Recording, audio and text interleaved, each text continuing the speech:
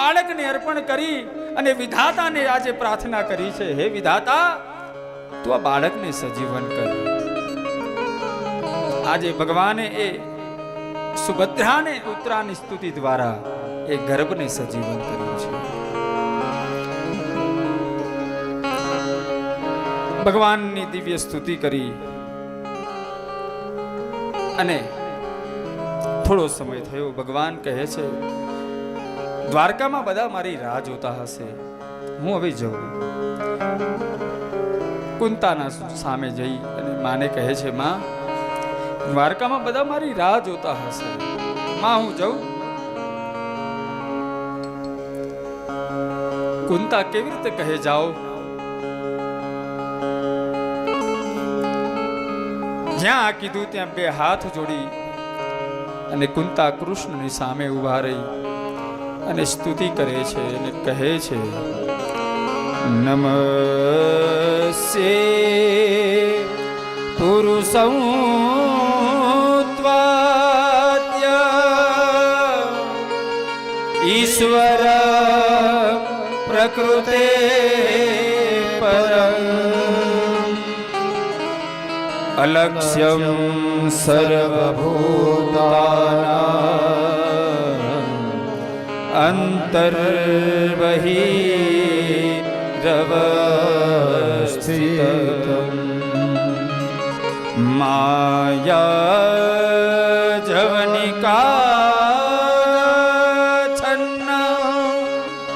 મગ્ન્યાધોક્ષજમવ્યયમ ન લક્ષ્યસે મૂઢદૃશા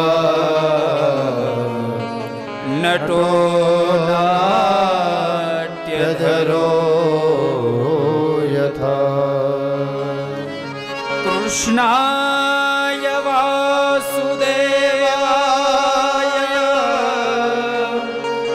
દેવકી નંદનાય ચ નંદ ગોપકુમારાય ગોવિંદાય નમો. કુંતાની સામે જ્યાં ભગવાને કીધું કે માં હું જાઉં, કુંતા બે હાથ જોડી અને કૃષ્ણને કહે છે, નમસ્તે પુરુષં ત્વાદ્ય. બે હાથ જોડીને ઉભા રહ્યા એટલે કૃષ્ણ કહે છે, ફોઈ આ શું કરો છો? હું તો તમારો ભત્રીજો છું, તમે મને પગે લાગો છો?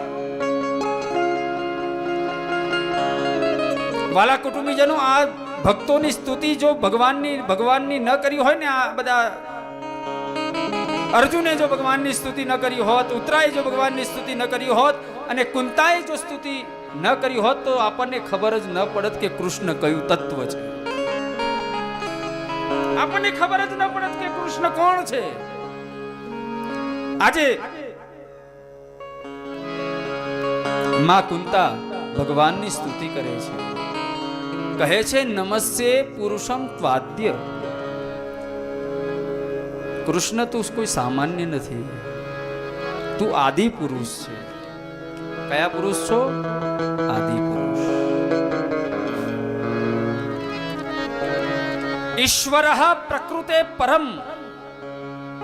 કૃષ્ણ તું આ પ્રકૃતિથી પરમ પુરુષ છે. તને પ્રકૃતિથી કઈ લેવા દેવા નથી, તું પ્રકૃતિથી પર છે. કહે છે, અલક્ષ્યમ સર્વભૂતાનામ અંતર્બહિરવસ્થિતમ. કૃષ્ણ તું આ સર્વ અલક્ષ્યમ સર્વભૂતાનામ, ભૂતાનામ એટલે આપણે બધા જ સર્વ જીવોની અંદર અંતર્બહિરવસ્થિતમ. કૃષ્ણ તું જ અંદર ને બહાર બધી જગ્યાએ છે. કેવી રીતે? તો કહે, માયા જીવનિકાચ્છન્ન મગ્ન્યાધોક્ષજમવ્યયમ. તારી માયા એવી છે ને કૃષ્ણ કે અમે તને જાણી જ નથી શકતા કે તું કયું તત્વ છે. ભગવાન કહે છે, માં આ બધી શું વાત કરો છો? તમે મને ઓળખતા નથી. કુંતા ફૂઈ કહે કૃષ્ણ વસુદેવના ત્યાં જન્મી અને નંદના ત્યાં પારણે ઝૂલતો હતો ને ત્યારથી હું તને ઓળખું છું, તું કોણ છે? ત્યારથી મને ખબર છે કૃષ્ણ તું કોણ છે.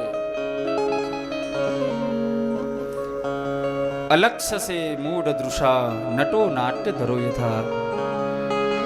જેમ કતપુતલીના ખેલવાળા જેમ નટ બજાણિયા કતપુતલીઓ નચાવે ને દોરી બાંધીને, કૃષ્ણ તું એમ અમને બધાને નચાવે છે. હું તને ઓળખું છું, તું કોણ છે?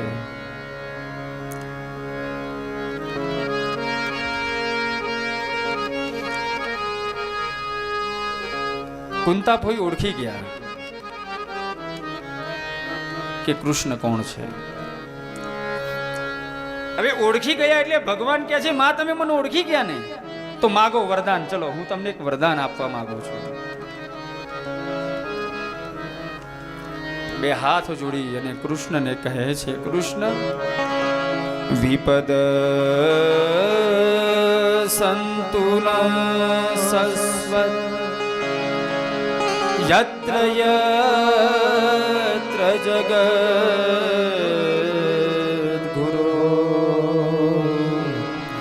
ભવતો દર્શનમ યસ્યા પુનર્ભવદર્શનમ.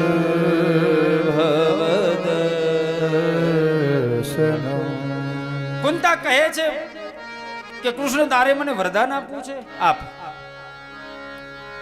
માં માગો ને, માગશો તે આપીશ. કુંતા ફૂઈ કહે છે બેટા વરદાન આપ. શું માગ્યું? તો કહે વિપદઃ સંતુન સસ્વત. આ સસ્વત શબ્દ બહુ મહત્વનો શબ્દ વાપર્યો છે માં કુંતાએ. કુંતા કહે છે કૃષ્ણ મારા માથે હંમેશા દુઃખ મારી ઉપર હંમેશા આપદા વિપદા અને દુઃખ પડતું જ રહે એવું મને વરદાન આપી દે.